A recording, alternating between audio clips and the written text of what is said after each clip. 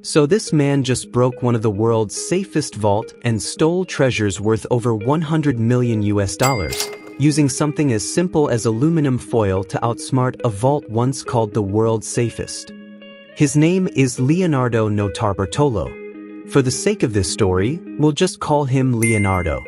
Leonardo is sort of a gentleman thief because of his calm, businesslike style and his ability to blend into high society environments.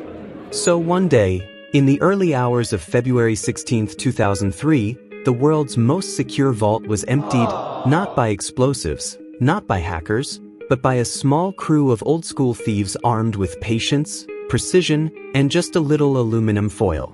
Antwerp, Belgium, is the diamond capital of the world. More than 80% of the world's rough diamonds pass through its tightly guarded district every year. At the heart of it stood the Antwerp Diamond Center, a fortress where dealers stored billions of dollars worth of gems. Its vault sat 2 floors underground and was considered impenetrable. The vault walls and floor were built from thick reinforced concrete, often with steel reinforcement lined with steel plates. Thickness and reinforcement provide resistance to cutting, drilling, and explosives. The vault door was a massive, multi-ton doors incorporating hardened steel, complex locking bolts and bearings. Doors are engineered to resist impact, sawing, and prying. The safe deposit room layout were rows of metal lockers/safes mounted inside the vault. It was so secured that customers access boxes via a controlled process with staff. The shell creates time and difficulty for a physical attack. Longer an attacker needs to penetrate, the higher the chance of detection. It had infrared sensors to detect body heat, Doppler radar to sense movement, magnetic locks with 100 million possible combinations, seismic detectors that could pick up the sound of drilling, and a web of security cameras running 24 hours a day. On paper, it was unbreakable. But Leonardo thought differently. To the diamond dealers of Antwerp, he was just another businessman renting an office inside the building. He engaged in what looked like normal dealer behavior, examining stones, holding meetings, and transporting sample pieces. Even when those activities were staged, they provided cover for him to come and go with cases, bags, or tool-like objects that wouldn't automatically trigger inquiry. Instead of flashy or suspicious behavior, he kept a low profile and let time do the work. Over months, he observed staff rotations, alarm schedules, camera blind spots, and how customers and employees used the building, all the human details that simply aren't obvious from the outside. But beneath the disguise, Leonardo was planning one of the most ambitious robberies in history.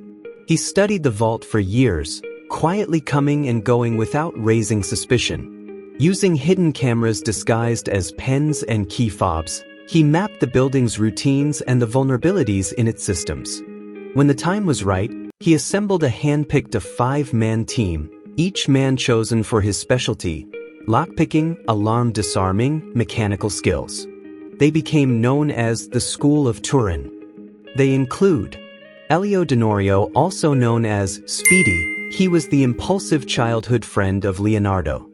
The monster, Muscler, strong and intimidating, who helped break open boxes and carry loads. Pietro Tavano, also known as the Genius, the technical brain, skilled at disabling alarms and picking locks. The King of Keys, specialist in forging or manipulating keys for safe deposit access. And then Leonardo, who was the leader and mastermind, posing as a diamond dealer. On the quiet weekend of February 15, 2003, the plan went into motion. First, the thieves sneaked through the building at night, disabled cameras with quick sprays of hairspray, freezing the images. They slipped aluminum foil over heat sensors to blind them. Locks were picked one after another with precision. The vault door itself was bypassed using a simple but clever trick. They defeated the magnetic system and carefully opened it without triggering alarms. Once inside, the gang worked for hours. They forced open 123 of the 189 safe deposit boxes. From them, they pulled out diamonds, gold, cash, and jewelry worth somewhere between $100 million and $400 million. By the time they slipped away, the vault was stripped clean. When security staff opened the vault on Monday morning of February 17, 2003, they were stunned. 123 safe deposit boxes had been forced open, diamonds and jewelry worth hundreds of millions were gone, and there were no obvious signs of forced entry on the vault door itself. And wait until you hear how investigators cracked the case. But before that, make sure you're subscribed so you don't miss more interesting crime stories like this one. The Belgian police immediately launched a massive investigation. At first, they were baffled. The security systems had been disabled, and there were no alarm triggers, no obvious damage to the vault door, and few eyewitnesses. Inside the vault, investigators collected every possible trace: fingerprints, fibers, tool marks. They found some items left behind, like bits of tape and plastic, but nothing immediately pointing to suspects. The thieves had been careful, but investigators knew the thieves had to get rid of tools, gloves, or other incriminating materials somewhere. So they began searching not just the vault but also areas near the Diamond District and along possible escape routes. In a wooded roadside area outside Antwerp, a patrol found a trash bag dumped in a spot where normal residents wouldn't usually leave garbage. It stood out because it wasn't with other waste bins, just lying in nature, as if someone had ditched it in a hurry. Inside, the contents looked unusual for household trash. Diamond envelopes, small packets with dealer markings that are typically only found inside the trade. Half-burned papers and tape, signs that someone had tried to destroy evidence but hadn't finished the job. And then a half-eaten sandwich.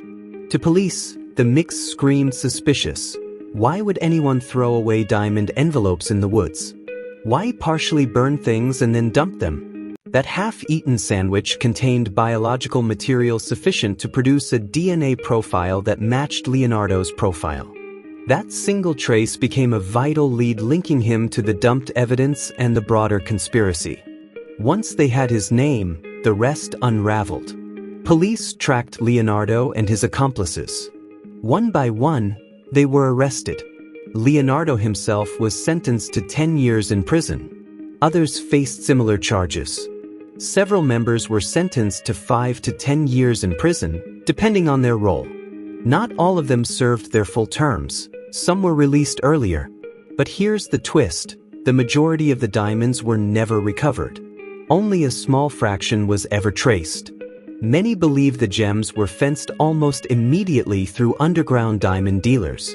If you enjoyed this story of the heist of the century, hit subscribe. More unbelievable crime stories are coming your way. This was the heist of the century.